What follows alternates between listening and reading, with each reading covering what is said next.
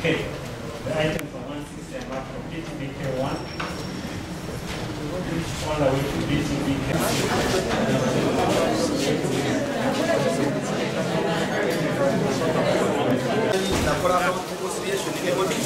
Nesa nga banki mu amanga nyumanyiga Diamond Trust Bank bajjo okadde 23 ku account yange n'obundi 28 in total it is approximately billion mwali nalisazeewo nensirika nekyamukisa mulungi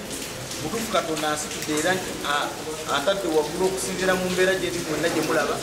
kiba kyabulyaza amaanyi okubeera nga nsirise nesitavaayo okulaba nga abantu bano bava ebibubi gye bava bajja ne batwala sente zaffe zonna ne bakukuba si kyabwe nkanyo eri ggwanga lyaffe Uganda era kyokola abannayuganda abasinga mutane mwekubira bintu bya entertainment ne kipolitics nemusuuliridde nnyo structures policies kugamba ezira fundamental pillars okulaba nga eggwanga likola ki ligenda mu maaso kati ffe ng'abahambu Katonda baasaasi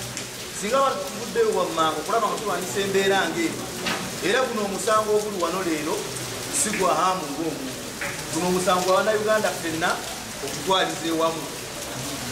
mukayanira omuntu obutaliimu naye muleka bano abantu wammanga nga batwala sente zaffe zonna zonna bazituulira eggwanga tetuli baabula wakuba tetusobola kukola tuli baabula wakuba sisitimu etutambulira tetupevalinga nabagamba wammanga nti banking system twetaaga banking reform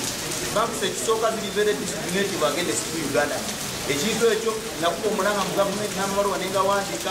kirina okukyusibwa ensonga ey'okubiri neŋŋamba nti bank zijja wano nga tezirina capital zikolera mu sente zaffe sente zaffe zennyininyini zebakwata ne zikola capital base is the money they use as deposit zabo zemuteekayo nesente juma zaleese ate zebawula akiimu oba jose ngalo mu sente zaffe mwenyini bakolera ate olumala amagoba gonna ge bakola mu mwaka guweddemu gonna ne bakasitula mu kwakutu ne bakatwala okulakulanya ensi zaabwe ate mu ddalaba ne bajja ne ku akawunti zaffe abamulumpe ate ne batandika okuzisondola